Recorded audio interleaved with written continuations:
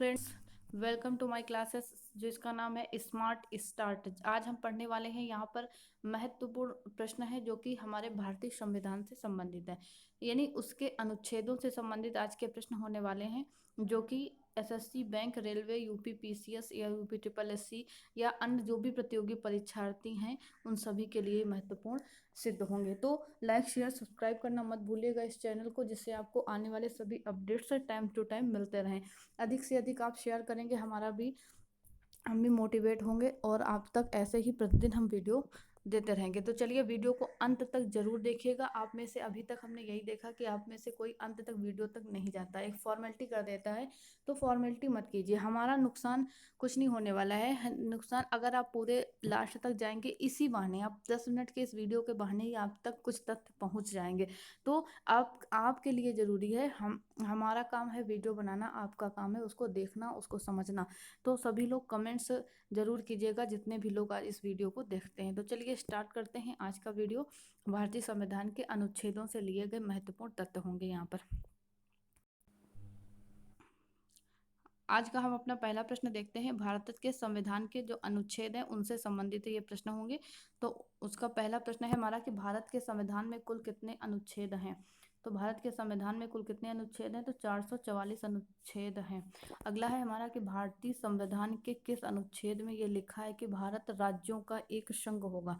भारत के संविधान के किस अनुच्छेद में लिखा है कि भारत राज्यों का एक संघ होगा, तो वो अनुच्छेद 1 में लिखा है कि भारत राज्यों का एक संघ होगा। उसके बाद अगला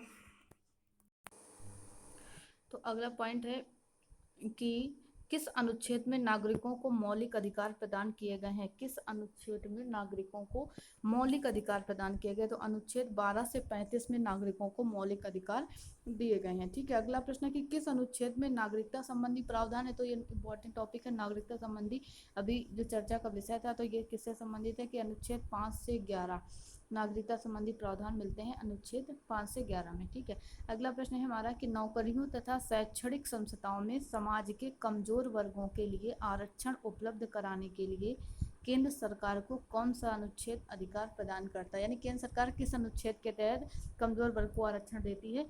तो वो है हमारा अनुच्छेद 16। ठीक है, मोस्ट इंपॉर्टेंट है। अगला है हमारा संविधान के किस अनुच्छेद में राज्य के नीति निर्देशक तत्वों का उल्लेख मिलता है। संविधान के किस अनुच्छेद में राज्य के नीति निर्देशक तत्वों का उल्लेख मिलता है, तो अनुच्छेद 36 से 51 में राज्य के नीति निर्देशक तत्वों का उल्लेख मिलता है। ठीक है, अगला प्रश्न है हमारा इसी से संबंधित कि भारतीय संविधान के किस अनुच्छेद में कल्याणकारी राज्य की अवधारणा वर्णित है। भारतीय संविधान के किस अनुच्छेद में, तो अनुच्छेद 39 है जिसमें कल्याणकारी राज्य की अवधारणा मिलती है। ठीक है, अगला है कि संविधान के किस अनुच्छेद के तहत भारत में राष्ट्रपति पर महाभियोग चलाया जा सकता है। तो किस अनुच्छेद के तहत, तो भारतीय राष्ट्रपति पर महाभियोग जो चलाने का प्रक्रिया है वो अनुच्छेद 61 के तहत है कि राष्ट्रपति पर महाभियोग चलाया जा सकता है। अगले प्रश्न की तरफ चलते हैं कि किस अनुच्छेद में मंत्रीगण सामूहिक रूप से लोकसभा के प्रति उत्तरदायी होते हैं। मंत्रिपरिषद सामूहिक रूप से लोकसभा के प्रति उत्तरदायी होती है, किस अनुच्छेद में लिखा गया है, तो अनुच्छेद 75 में लिखा है। अगला प्रश्न है कि महान्यायवादी की नियुक्ति किस अनुच्छेद के अंतर्गत होती है। महान्यायवादी की नियुक्ति किस अनुच्छेद के अंतर्गत होती है, तो अनुच्छेद 76 के अतिरिक्त अंतर्गत होती है। अनुच्छेद 76 आर्टिकल 76 महान्यायवादी की नियुक्ति करता है। ठीक है, अगला प्रश्न है हमारा कि संविधान के किस अनुच्छेद के अंतर्गत राष्ट्रपति लोकसभा को भंग कर सकता है। संविधान के किस अनुच्छेद के अंतर्गत राष्ट्रपति लोकसभा को भंग कर सकता है। तो इंपॉर्टेंट प्रश्न बन सकता है ये अनुच्छेद 85। यानी हमको ये छोटी छोटी सी बातें हमें लगती हैं कि ये सिंपल सा है, हमको आता होगा, लेकिन जब बात अनुच्छेद की आती है तो हम वहीं पर अटक जाते हैं। तो राष्ट्रपति लोकसभा को भंग कर सकता है अनुच्छेद 85 के तहत। ठीक है, अगला प्रश्न है किस अनुच्छेद में संसद के संयुक्त अधिवेशन का प्रावधान है। संसद का संयुक्त अधिवेशन जो आता है वो किस अनुच्छेद के तहत आता है, तो वो अनुच्छेद 108 के तहत आर्टिकल 108 के तहत आता है। ठीक है, चलते हैं नेक्स्ट प्रश्न की तरफ। आज का हमारा है कि संविधान के किस अनुच्छेद में धन विधेयक की परिभाषा दी गई है। संविधान के किस अनुच्छेद में धन विधेयक की परिभाषा दी गई है, तो अनुच्छेद 110 में धन विधेयक की परिभाषा दी गई है। ठीक है, तो अगला है कि संविधान के किस अनुच्छेद के अंतर्गत राष्ट्रपति अध्यादेश जारी करता है। संविधान के किस अनुच्छेद के अंतर्गत राष्ट्रपति अध्यादेश जारी करता है, अनुच्छेद 123 के तहत जारी करता है। ठीक है, चलते हैं अगले प्रश्न की तरफ।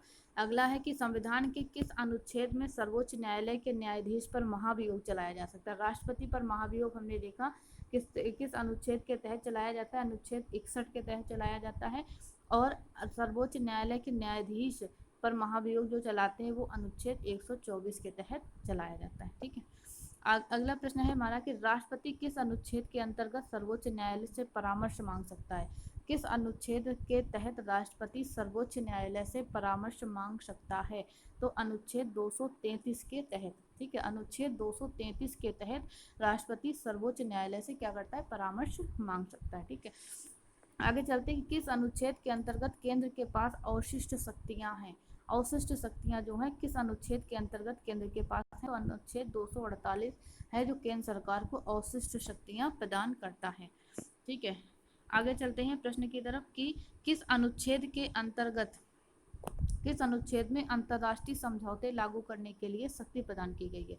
अंतर्राष्ट्रीय समझौते लागू करने के लिए जो शक्ति प्रदान की गई किस अनुच्छेद के अंतर्गत? वो है अनुच्छेद 253 के अंतर्गत। ठीक है, अनुच्छेद 253 के अंतर्गत अंतर्राष्ट्रीय समझौते लागू करने की शक्ति प्रदान की गई है। ठीक है, अगला है किस अनुच्छेद के तहत राष्ट्रपति वित्त आयोग का गठन करता है? इंपॉर्टेंट ये सारे आए आर्टिकल जो भी हम यहाँ पर लेकर आए हैं इंपॉर्टेंट है, अक्सर परीक्षा में ये हमें देखने को मिलते हैं। किस अनुच्छेद के तहत राष्ट्रपति वित्त आयोग का गठन करता है?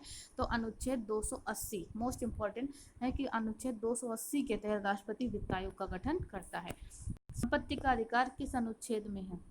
संपत्ति का अधिकार तो अनुच्छेद 300 का, ठीक है, 300 ए जिसको बोलते हैं, उसके अंतर्गत क्या है?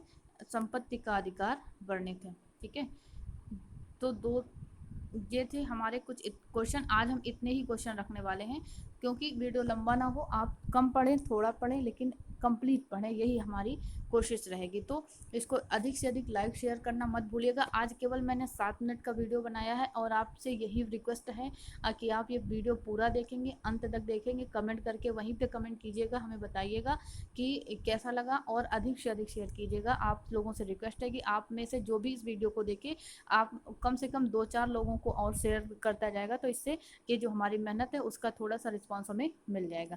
चलिए मिलते हैं कल, फिर इसके आगे के क्वेश्चन को करेंगे। Thank you.